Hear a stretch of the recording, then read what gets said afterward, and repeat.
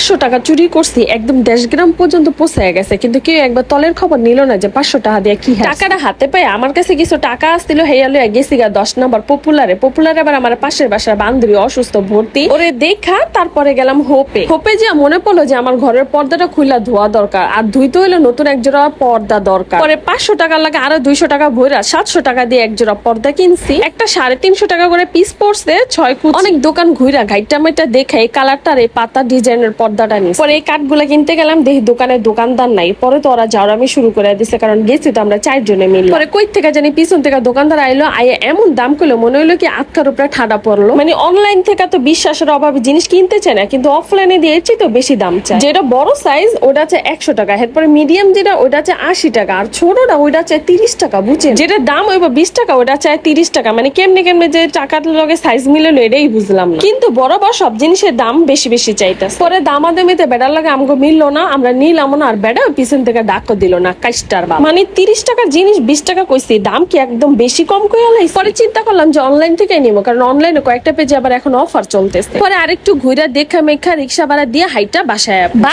বেড়া লইলো চিল্লি গ্যাস রোগী দেখতে পুটলা করে আবার কি লয়ে আইসো। পর্দাটি দেখা প্রথমে বেড়ার পছন্দ হয় না, লয়ে আলিছিল শয়তানি। পরে আমিও আবার করলাম কালারটা অনেক সুন্দর, তুমি শরীরে দইরা দাও, তোমার অনেক মানাইতেছে, একটা লুঙ্গি আর একটা শার্ট বানায় দিলে ভালো লাগবে। পরে আর কিছু কয়ও না, কালার নিয়ে খোটাও দানা। ফার্স্টে কইছে কি কালার আনছে, এটা কালার কি আর খুঁজা পাও না। পরে বেড়ারে দিয়ে পর্দা খুলে কাম করালাম, কারণ আমি অনেক লম্বা মানুষ, এসব ছোটখাটো কাজ আবার আমি করি না। একটা জিনিস চিন্তা করে দেখছে, মহিলা মানুষ চুরি চেষ্টামে কাজটা আমি যা করুক, সেই টাকা পয়সা খরচের দিকে অভাবের দিকে যাই হোক, সে কিন্তু সংসারের কাজেই লাগায়। আর পুরুষ মানুষ সে তো অনেক সাধু, সংসারের খরচ ছাড়া তার কাছে যদি 10টা টাকা বাড়তি থাকে কোনোদিন ঘরের বোর কাছে দিব না, কইবো না যে টাকাটা রাখো পরে দিও, বা পরে লাগলে আমি চামুনে তোমার কাছে বলবো না, বলেও না। কিন্তু যখন নিজের কাছে একটু টাকা পয়সা নাই বা শর্ট পরে, তখন কিন্তু বেহার মতো ঠিকই চাইতে, তখন নরম সুরে নরম গলায় কি করবো জানেন, আচ্ছা তোমার কাছে কি কিছু টাকা হইব, একটু দরকার ছিল তো এর জন্য। তখন মনটা চাই কি করতে জানেন, থাক কইলাম না। আর যখন নিজের কাছে টাকা থাকে তখন তো চিনিই না, পারে না, টুকটাক রাগ হইলো বাইরের থেকে যা খাইয়াইতে। মানুষের কথা কি কম, আমি আমার আব্বার কথা কি, আমার এতটুকু বয়সে আমি এই জীবনও দেখি না আমার আব্বাই